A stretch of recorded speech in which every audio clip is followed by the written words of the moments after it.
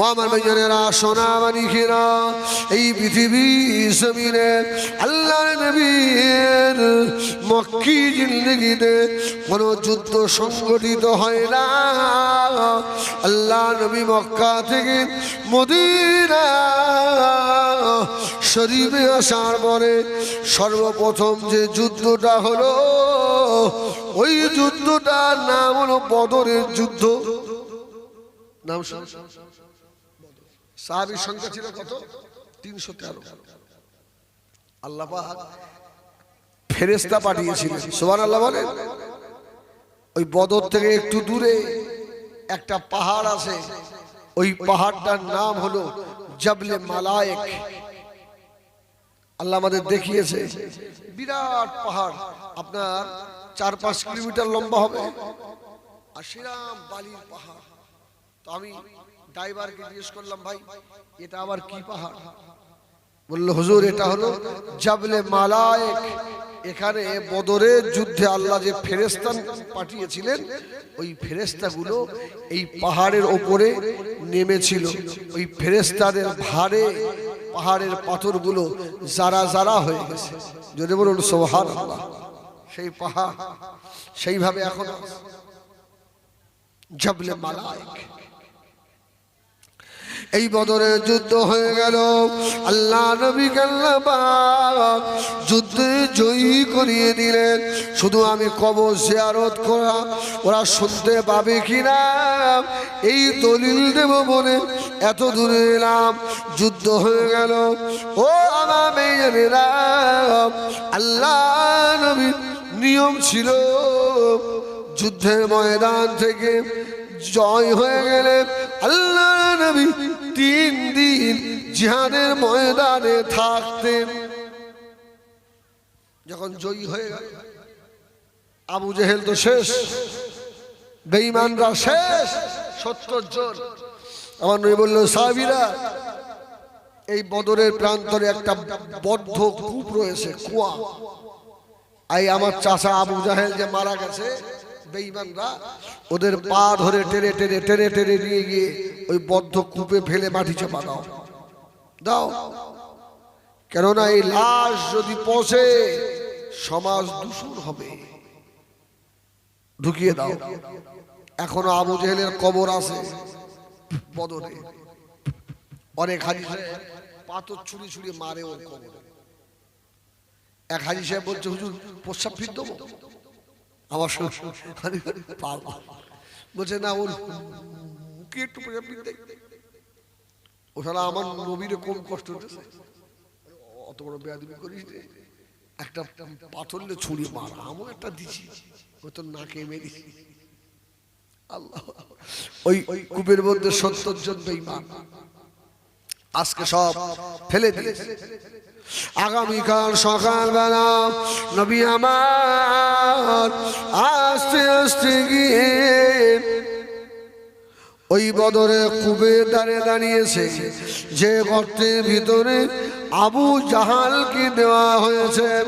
নবী আমার ওই গর্তের পাশে দাঁড়িয়ে বলতে লাগলেন, চাচা যান, সারাটা জীবন আমি রাসূলুল্লাহ আমার সঙ্গে দুশ্মনী করলেন। ও চাচা যান, কবরের ভিতরে এখনো কেমন লাগছে বলুন? সুবহানাল্লাহ। আচ্ছা, আবু জেহেল শুনতে পাচ্ছে? সুবহানাল্লাহ, সুবহানাল্লাহ। এরা বলে মোর্দা কি শোনে, খেপা কোথাকা। রাসূলুল্লাহ যখন কূপের ধারে দাঁড়িয়ে বলছে, চাচা ভাইপো তো অনেক দুশ্মনী করলে, এখন কেমন হচ্ছে? আল্লাহ নবীর পিছনে হযরত ওমর ফারুক রাদিয়াল্লাহু তাআলা আনহু আল্লাহ নবীর পিছনে ছিলেন। হযরত ওমর বলল, ইয়া রাসূলুল্লাহ, ইয়া হাবিবাল্লাহ, আপনার চাচা আবু জাহাল তো মারা গেছে, হুজুর আপনি দাঁড়িয়ে দাঁড়িয়ে বলছেন, চাচা যান কেমন লাগছে বলুন? ইয়া রাসূলুল্লাহ, আপনার চাচা আবু জাহাল কি আপনার আওয়াজ শুনতে পাচ্ছে? আল্লাহ নবী বলেছিলেন, ও বাবা উমর, ও আমার সাহাবীরা, জানো না বাবা, আমি রাসূলুল্লাহর কণ্ঠের আওয়াজ তোমরা যত ভালো না শুনতে পাচ্ছ, আমার মৃত চাচা আবু জাহেল আরো ভালো শুনতে পাচ্ছে।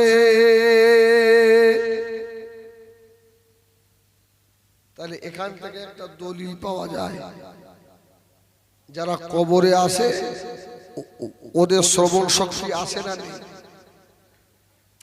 আরে যদি না থাকবে, সব যদি বেকার হবে। রসুলের তো সহি হাদিস রয়েছে, কোন মানুষকে যখন কবরে রেখে 40 কদম হেঁটে আসে, রসুল বললেন ওই কবরবাসী মুর্দা ওর জুতোর আওয়াজটাও কবরে শোনে। জোরে বলুন সুবহানাল্লাহ। পায়ের যে হেঁটে হেঁটে আসে জুতো পরে, এই জুতোর আওয়াজটা কবরে শুনতে পায়। তাহলে নিশ্চিত করে আমরা বলতে পারি, আমরা যারা আমাদের আব্বা মায়ের কবরের দাঁড়িয়ে গিয়ে দাঁড়িয়ে জিয়ারত করি, সালাম দিই, আমাদের আব্বা মাও শোনে। সুবহানাল্লাহ বলো। আমার ভাইয়েরা সোনামানি ঘেরা, এই জন্য বেশি বেশি কবরের কথা মনে করবেন। আম্মা জান হযরত আয়েশা সিদ্দিকা রাদিয়াল্লাহু তাআলা আম্মা জান ফরমাচ্ছেন, যদি কোনো মানুষ দৈনন্দিন জীবনে 20 বার করে মৌতের কথা যদি স্মরণ করে, আল্লাহ পাক ওই ব্যক্তিটাকে ময়দানে মাশারে সিদ্দিকদের সঙ্গে আল্লাহ হাসর করাবে। যে মানুষটা 20 বার করে মৌতের কথা স্মরণ করবে, এদের হাসর কার সঙ্গে হবে? সিদ্দিকদের সঙ্গে। সুবহানাল্লাহ। আমার ভাইজানেরা সোনা মানিকেরা, ও জানিনা কবর বড় কঠিন জায়গা বাবা। আল্লাহর ওলি বাদশাহ হারুনের বেটা কবরের কথা মনে করে অঝর নয়নে জার হয়ে কাঁদতেন। ভালো খেতেন না, ভালো জামা পরতেন না, ভালো মাথায় তেলও দিতেন না, সব সময় পাগলি হালতে থাকতেন। হারুন আর রশিদের ছেলে যখন রাত্রিরে কবরের কথা মনে হতো, ছুটে ছুটে উঠে গিয়ে কবরস্থানের ধারে গিয়ে কবর দেখে দেখে হাও হাও করে কাঁদতো আর বলতো, কবর রে, তোর ভিতরে যারা আছে কি হালতে আছে, এ তো দেখতে পাইনি কবর। ভালো খায়ও না, শুধু কবরের কথা ভেবে শুকিয়ে কাঠ হয়ে গেছে। ও মেয়েরা, ওই ছেলেটা বয়স ছিল মাত্র 16 বছর। ওই আমার ভাইয়েরা, ওই ছেলেটার মা যিনি ছিলেন তার নাম হলো বেগম জুবাইদা, হারুন আর রশিদের বিবি জুবাইদা।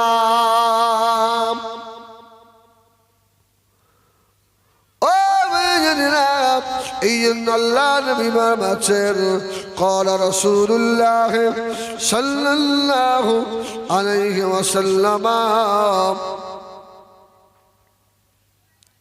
আল্লাহ নবী ফরমাচ্ছেন, قال رسول الله صلى الله عليه وسلم, আল্লাহ নবী বললেন, জুরাল কুবুরা ফাইন্নাহু তুযাক্কিরুল মাউতা, বেশি বেশি কবর জিয়ারত করো, কবরের কথা মনে হবে। ওই ছেলেটা কবর জিয়ারত করে, ওর মা ছিলেন আল্লাহর আবেদা বান্দি, তার পেটের বাচ্চা। আল্লাহ কত বড় ওলি আল্লাহ করেছে দেখেন। মা হলো বেগম জুবাইদা।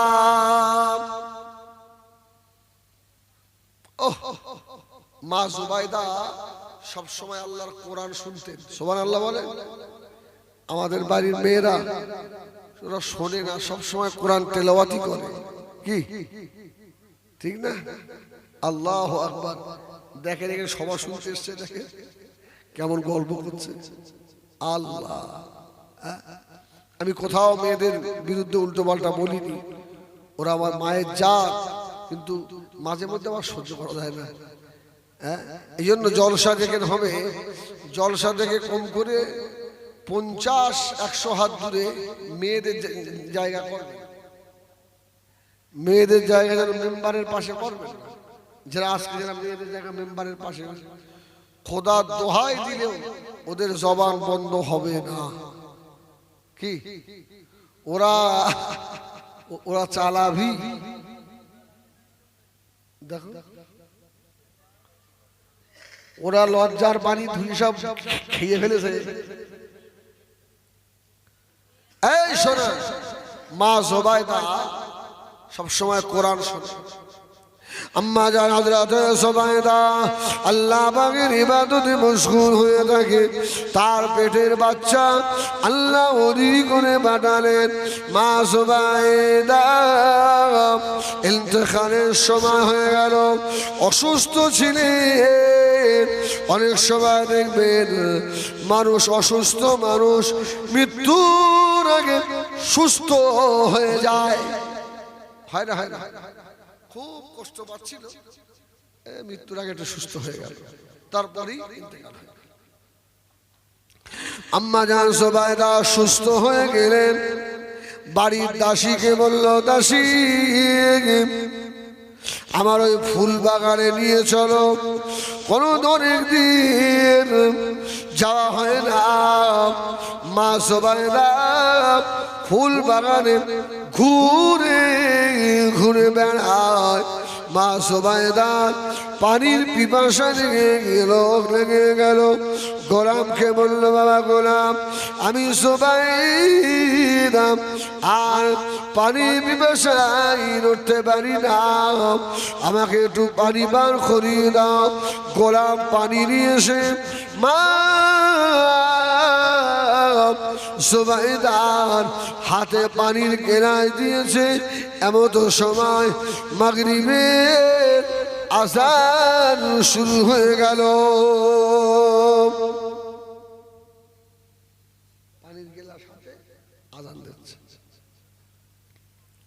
মা জুবাইদা বলেছিলেন, ও আমার বাড়ির গোলাম, পানির গেলাস ধরো, আমি আর পানি পান করব না।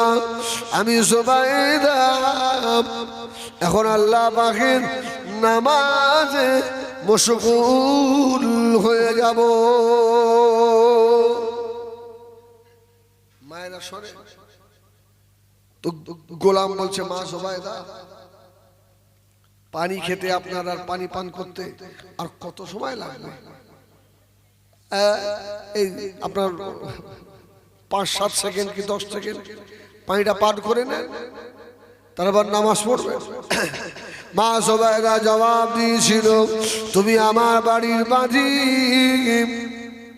তুমি আমার বাড়ির গোলাম, আমি তোমাকে বললাম পানি পান করবো, ফৌরান চলে গিয়ে পানি এনে দিলেন। ও বাবা বাড়ির গোলাম, শুনে রাখো, আমি জুবাইদা গোলাম তুমি, আর আমি আমার আল্লাহর গোলাম। জোরে বলুন সুবহানাল্লাহ। আমার ডাক শুনে তুমি যদি দুনিয়ার সব কাজ ছেড়ে দিয়ে আমার জন্য পানি এনে দিতে পারো, দুনিয়ার গোলাম তুমি। আর আমার যে রব, আমার রব, তিনি আমাকে ডেকেছেন, পানি খাওয়ার সময় নেই, আমার রবের ডাকে সাড়া দিতে হবে আগে। জোরে বলুন সুবহানাল্লাহ। মা জুবাইদা আল্লাহু আকবার নামাজের নিয়ত করে আম্মা জান জুবাইদা রাহমাতুল্লাহ আলাইহা নামাজের নিয়ত করে ফেললেন। নামাজ হয়ে গেল। মা সুবাইদার পানি পান করা হলো না, ইন্তেকাল হয়ে গেলেন। ইন্না লিল্লাহি ওয়া ইন্না ইলাইহি রাজিউন। ও মেয়েরা, আম্মা জান জুবাইদা জান্নাতের ভিতরে উড়ে উড়ে বেড়াচ্ছেন, আর হারুন আর রশিদ স্বপ্ন দেখে আমার জুবাইদা জান্নাতের ভিতরে আছেন। জিজ্ঞাসা করলো, জুবাইদা তোমার কোন আমল আল্লাহ পাকের দরবারে কবুল হয়ে গিয়েছে? সেই আমলের বিনিময় আল্লাহ পাক তোমাকে এত সুন্দর জান্নাত দিয়েছে। জোরে বলুন। অসুবিধা হচ্ছে আপনাদের? বলুন আলহামদুলিল্লাহ। আলহামদুলিল্লাহ। ও আমার বাবুরা, আম্মা জান জুবাইদা জবাব দিয়েছিলেন, ওরে আমার স্বামী বাদশা হারুন আর রশিদ, আমার জীবনের নামাজ কবুল হয়েছে কিনা আমি জুবাইদা জানি না, আমার জীবনের রোজা কবুল হয়েছে কিনা আমি জানি না, আমার জীবনের হজ কবুল হয়েছে কিনা আমি জুবাইদা এটাও জানি না। আমি মক্কা শরীফে হাজিদের জন্য না করে জুবাইদা করে দিয়েছি, ওটা কবুল হয়েছে কিনা আমি জুবাইদা জানি না। তবে আমার ইন্তেকালের আগ মুহূর্তে ওই যে পানির গ্লাস আমার গোলাম হাতে দিয়েছিলেন, আমি পানি পান না করে আল্লাহ পাকের নামাজে দাঁড়িয়েছিলাম বলে এই ইবাদত আল্লাহ দরবারে পছন্দনীয় হয়ে গিয়েছে। ওই খাতিরে আল্লাহ পাক আমাকে রহমতের জান্নাত দিয়েছে। আমি আমার রবের হুকুমকে তামিল করেছি। জোরে বলুন সুবহানাল্লাহ। ভাই, মুয়াজ্জিন যখন আযান দেয় একবার মনটায় বলে